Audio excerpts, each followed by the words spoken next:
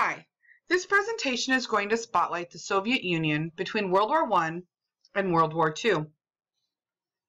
To set the stage, communists had seized control of Russia in 1917 when they imprisoned and killed Tsar Nicholas II, his wife, and their 5 children. They had hoped that they were ending centuries of oppression. However, within a few years, they would be under the rule of one of the most brutal dictators Russia had ever experienced, Joseph Stalin. To understand the movement, or I guess the series of events that would lead to Stalin's rule in the USSR, we want to look at those years right before Stalin took over.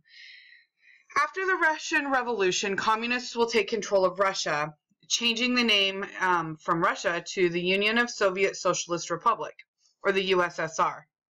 Vladimir Lenin would lead the USSR under war communism, which was a policy to nationalize Russian industries. What that means when we talk about nationalizing industry is that the government is in charge of determining what is being made, what crops are being grown, what's being sold, what's being used by the people in the country.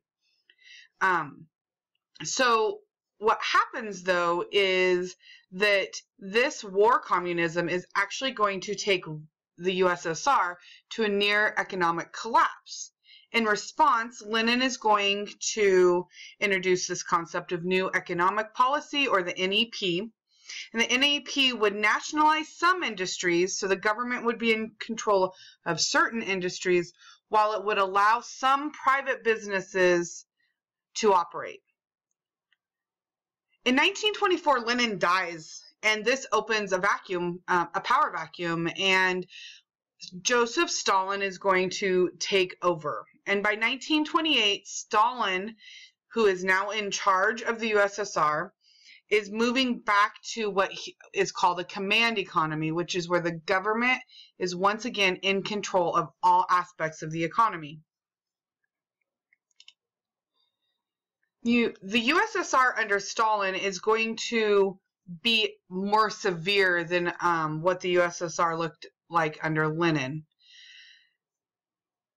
So one of the first things Stalin does is he implements what's called the 5-year plan, and this plan was meant to swiftly modernize Soviet industry using monies raised from farming surplus to build machinery for factories.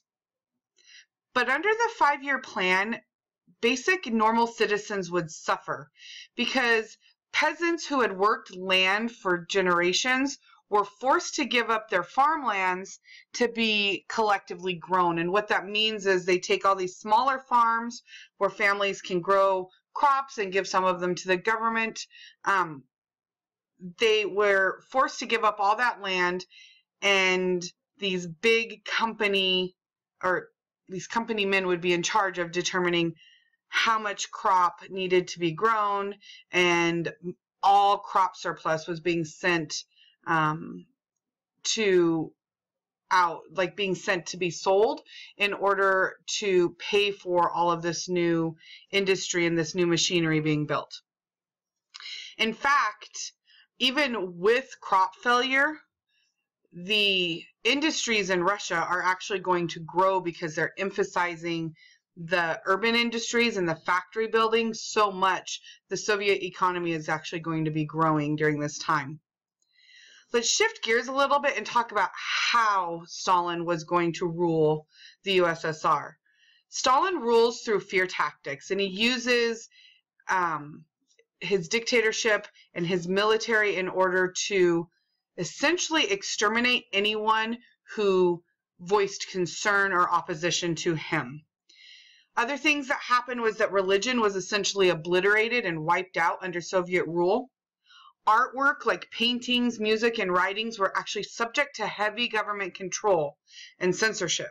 So only what the government says can be produced and created.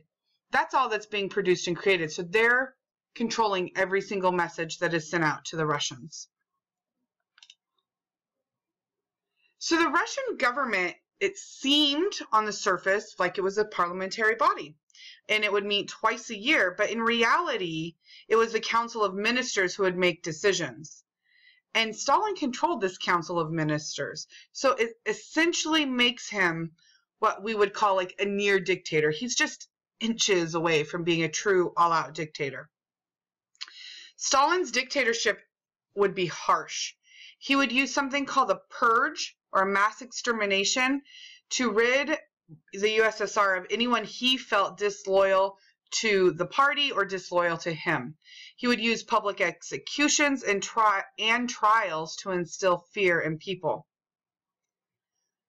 I'm hoping I'm saying this right every time I see this word, but it's gulags were the Russian term for Russian concentration camps, where political prisoners or anyone who spoke out against Stalin would work and eventually die.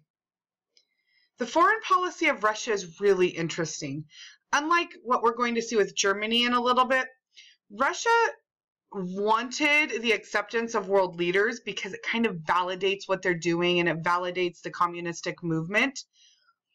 But at the same time, it encouraged other peoples of other nations to rise up in revolt in order to change their government to a communistic government. So it's kind of an interesting concept where they want the acceptance of other governments, and yet they're encouraging the people of those governments to revolt against them.